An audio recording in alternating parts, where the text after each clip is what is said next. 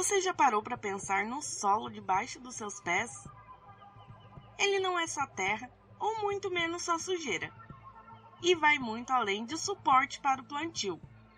O solo é um universo vivo, repleto de seres vivos muito pequenininhos, e que nós chamamos de micro-organismos. E eles dependem para sobreviver, sendo sua casa ou comida, a matéria orgânica. Que nós já falamos muitas vezes, mas reforçando que é qualquer coisa que foi produzida e veio de algum ser vivo. E é isso que faz todo o sistema do solo acontecer. Este episódio é um aprofundamento do passo da Terra, que começamos lá no episódio 3, e acreditamos que você já entendeu o que é parte fundamental do sistema agroflorestal. Mas hoje vamos explorar a incrível dinâmica dos micro-organismos e da matéria orgânica no solo, sim, ela mesma. Vamos entender como eles trabalham juntos para transformar o solo em um organismo vivo e produtivo. E hoje vamos mergulhar neste mundo invisível, mas essencial para entender como tudo isso funciona.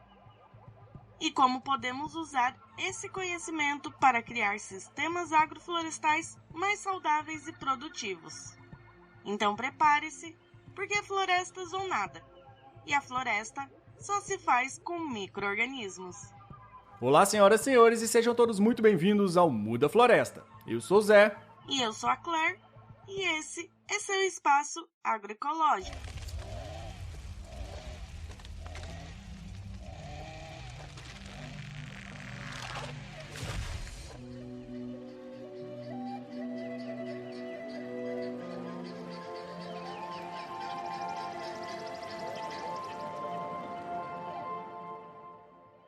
Para começar, precisamos reforçar o que é matéria orgânica.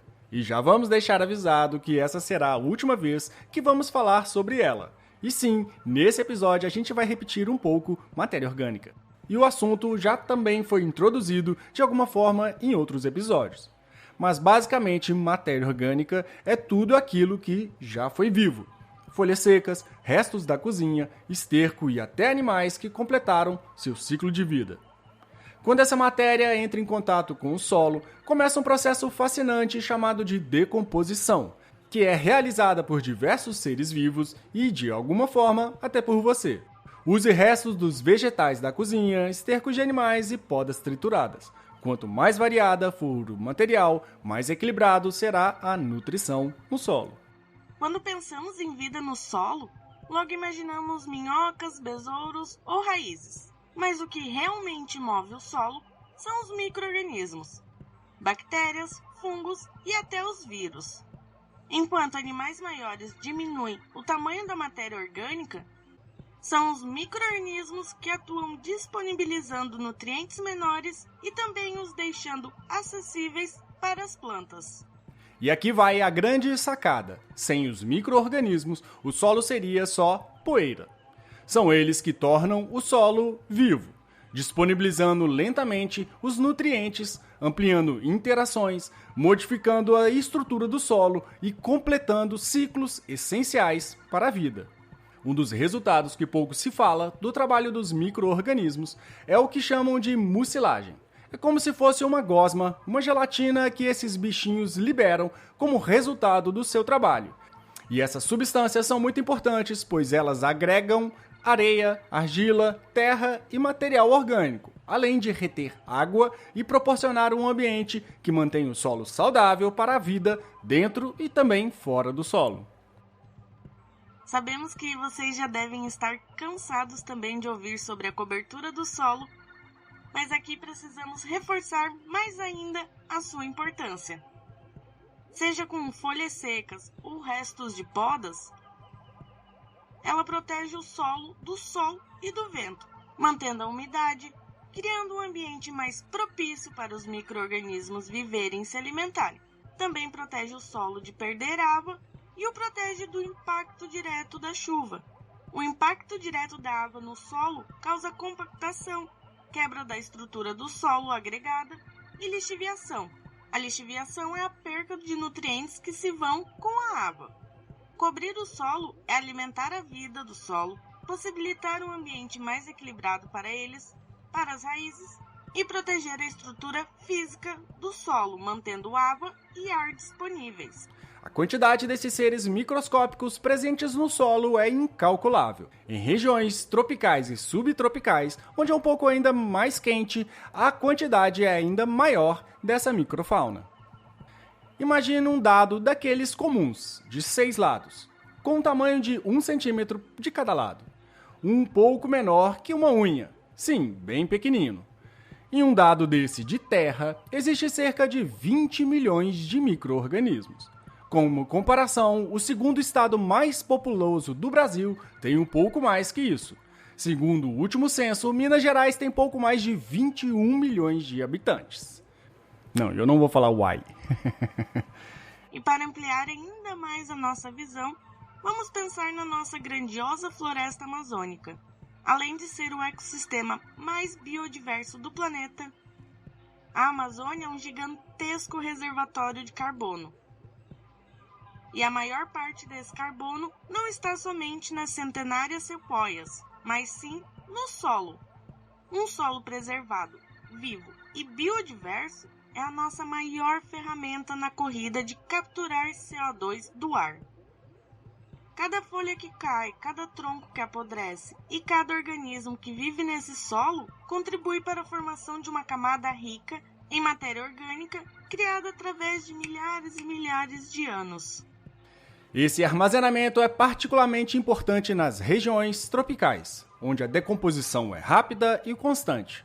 O solo age como um filtro, mantendo o carbono enterrado e fora do ar que nós respiramos. É como se o chão da floresta fosse um diário da Terra, guardando registros de carbono que sustentam o clima do nosso planeta. E agora, acho que vocês conseguem entender melhor o quanto o fogo é perigoso nessas áreas, pois ele libera parte desse estoque que demorou milhares de anos para serem feitos. Entra o homem nesta ordem com os seus desejos e a sua avidez. Roça com fogo ou ateia fogo no campo desflorestado, sem consideração dos danos que isto provoca à vida do solo. A biosfera do solo, com todo o seu sistema complicado de ar, água, micróbios, fungos, amebas e pequenos animais, é calcinada. Morrem as bactérias, fungos, amebas, nemátodos e todos os microseres, inclusive os actinomicetos. A matança é total e nada sobrevive. Enquanto, porém, existe humus no solo, há sempre a possibilidade de repopulação. Esta nunca é idêntica à antiga, mas inteiramente o produto das condições reinantes. A água do subsolo está ascendendo à superfície em forma de vapor, rompendo capilares retos. O subsolo perde a sua umidade.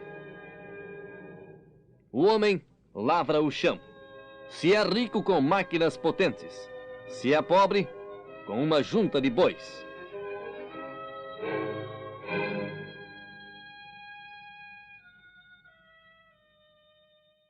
E para a gente não ficar chamando uma incrível diversidade de seres vivos todos da mesma coisa, vamos explorar brevemente alguns dos principais grupos, entendendo como cada um contribui para transformar o solo em um ecossistema vibrante e essencial para a agrofloresta e todos os outros sistemas naturais. As bactérias são as mais abundantes no solo. Ajudam a tirar principalmente o nitrogênio do ar, um dos elementos mais difíceis de se conseguir, como fazem as bactérias do gênero Rhizobium, que vivem nas raízes das conhecidas leguminosas, como feijões, ingás e as leucenas. E outras conseguem liberar nutrientes como o fósforo e o potássio. Os fungos são os recicladores do solo. Eles se alimentam de matérias mais difíceis de se decompor, como troncos e galhos. Um tipo especial são os fungos micorrízicos, ou as micorrizas, que formam uma parceria com as raízes das plantas, ajudando a absorver mais água e nutrientes, em troca de açúcar produzido pelas raízes. E eles também conseguem distribuir e até alimentar árvores caídas através das redes de fungos por toda a floresta.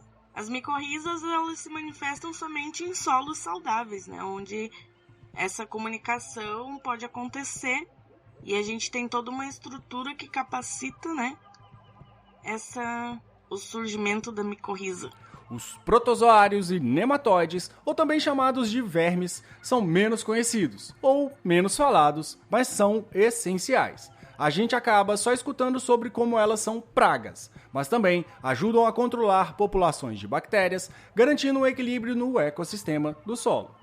E os vírus e outras coisas que a gente nem sabe se está vivo direito, que apesar de pouco comentados, também têm papéis fundamentais na regulação de ciclos e de vida de outros seres e na decomposição.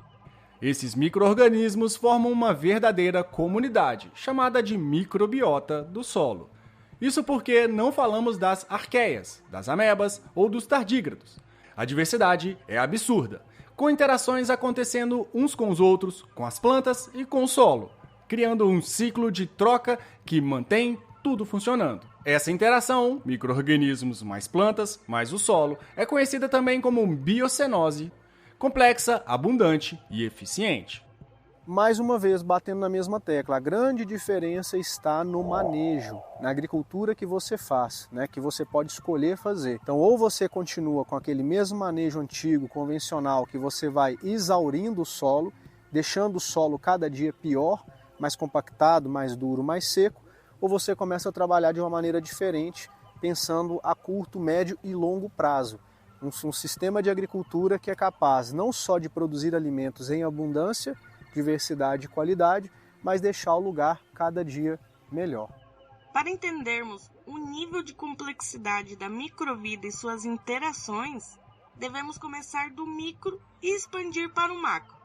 Em volta de qualquer raiz, em uma região de até 1,8 centímetros, nós encontramos a rizosfera.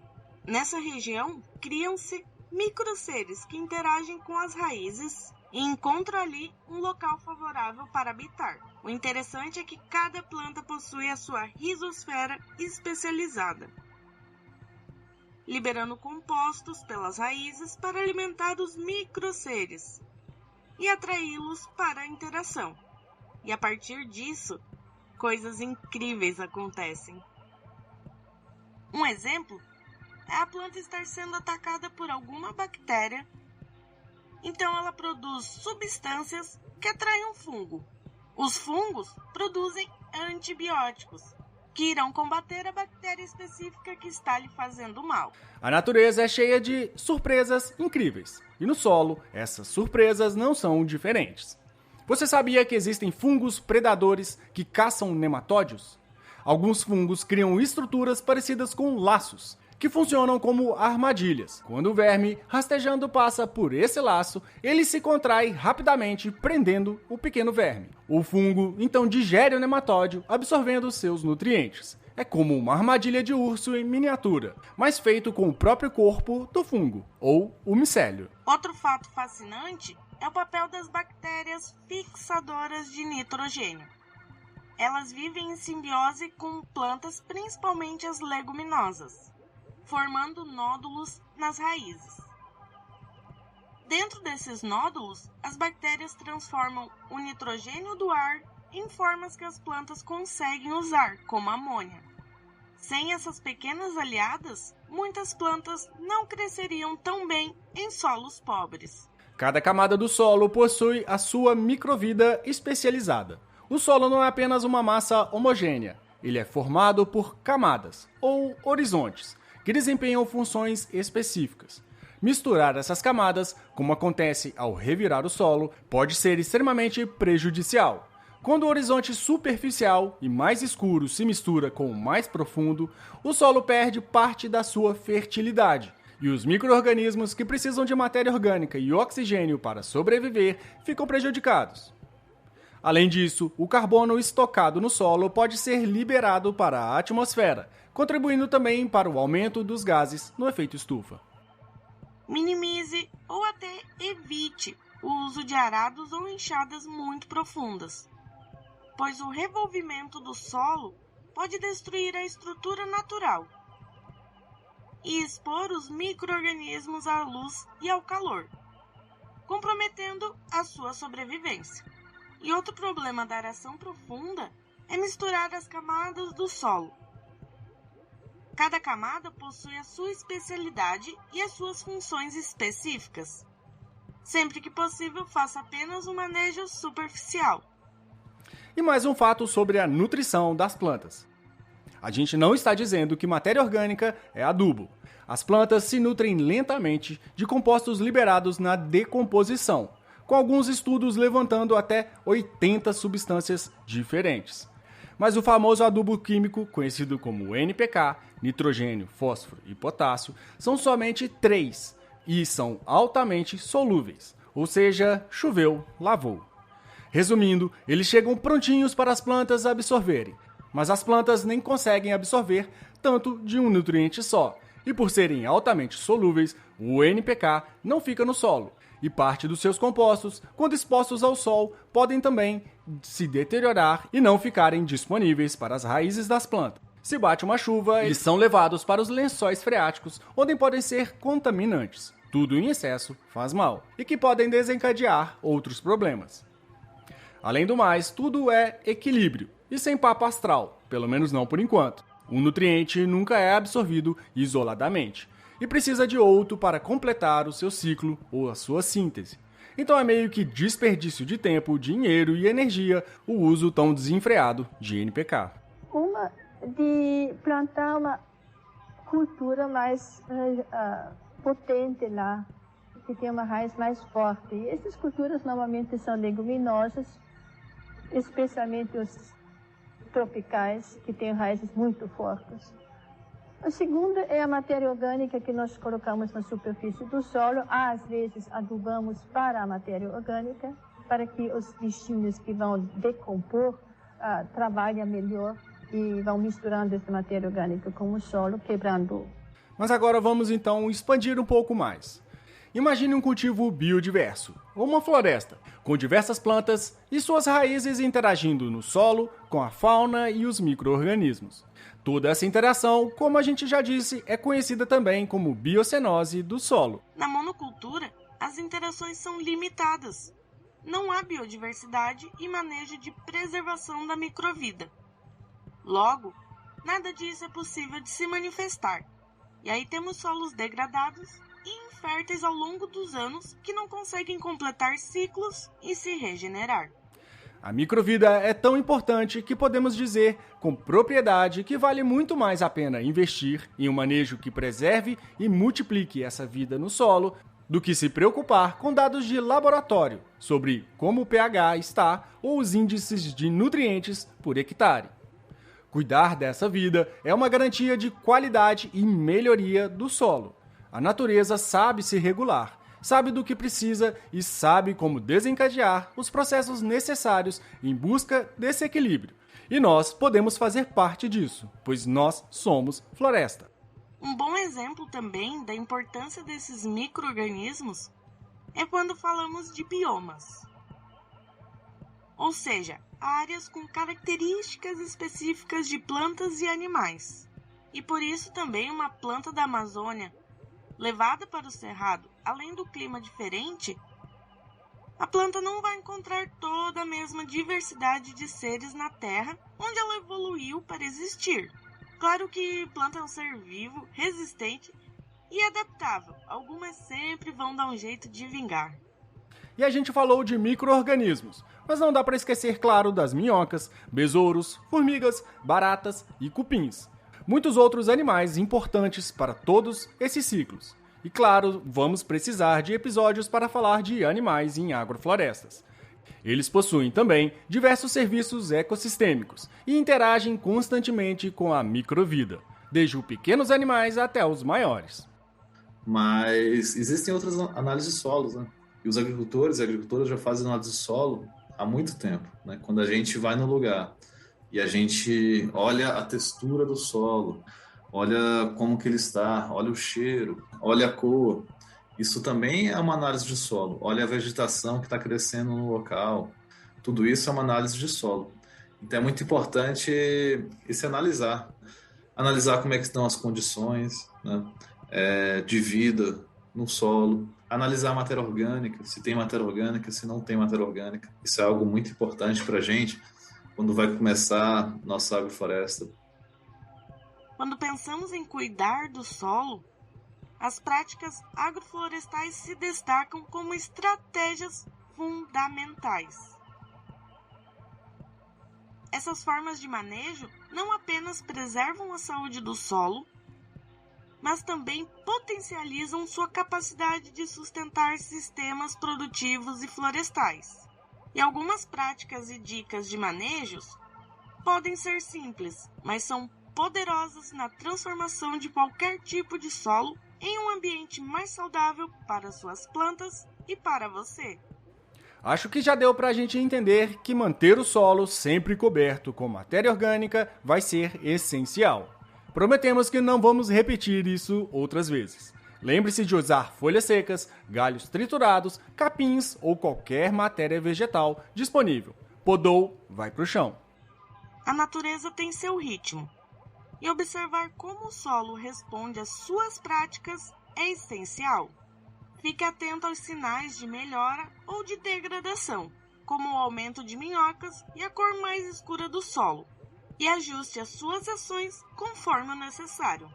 Com essas dicas, você estará fortalecendo a base do seu sistema agroflorestal, garantindo um solo vivo e produtivo que sustenta não apenas as plantas, mas todo o ecossistema ao seu redor, como a poda, que não é apenas para controlar o crescimento, mas também para criar matéria orgânica que será incorporada ao solo. As podas são uma forma de devolver a energia ao sistema, simulando os ciclos naturais das florestas. A técnica de adubação verde, se utilizando da fixação de nitrogênio das leguminosas, também é uma aliada na transformação do seu solo. Não é nenhuma fórmula mágica, mas já contribuirá para a qualidade e a diversidade no seu solo e no seu plantio. As plantas e os micro-organismos utilizam o nitrogênio para realizar os seus processos biológicos. Você pode plantar as leguminosas, cortando elas completamente para fazer o seu plantio principal, tanto quanto plantar ela junto do seu cultivo. Eu mesmo uso muito a mucuna, o feijão guandu e a crotalária. Lembre-se de podar as leguminosas antes da floração ou formação das sementes. Se elas completarem o ciclo de reprodução, irão gastar o nitrogênio na formação das sementes. E nós queremos o nitrogênio no solo. O nosso problema é justamente que nós temos de ver a natureza como ela é. E a natureza funciona em ciclos e em sistemas e não em fatores isolados. E nossa agricultura convencional, como estava introduzindo estes fatores de adubo químico, agrotóxico, a destruição da terra, por que tem agrotóxico? Eu pergunto. O agrotóxico não foi simplesmente introduzido. Primeiro, a terra foi destruída. E quando a terra foi destruída, a planta ficou doente. E como a planta ficou doente, podia colocar os tais defensivos ou agrotóxicos.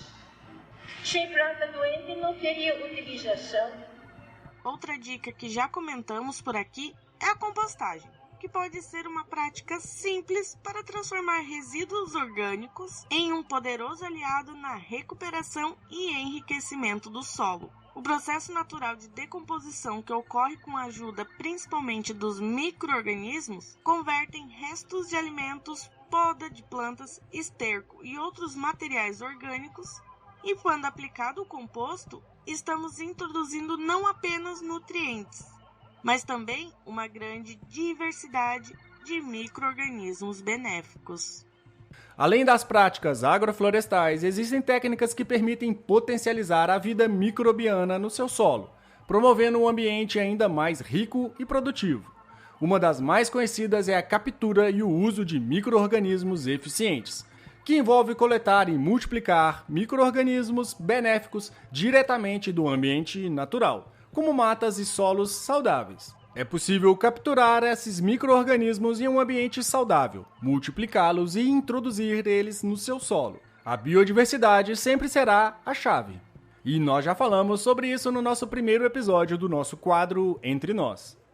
As relações só podem se manifestar em um ambiente biodiverso. Se você não come, sempre vai ter alguém que come. Não é curioso como insistimos em dizer que a natureza é um campo de competição desenfreada? quando o que mais observamos nela é a colaboração.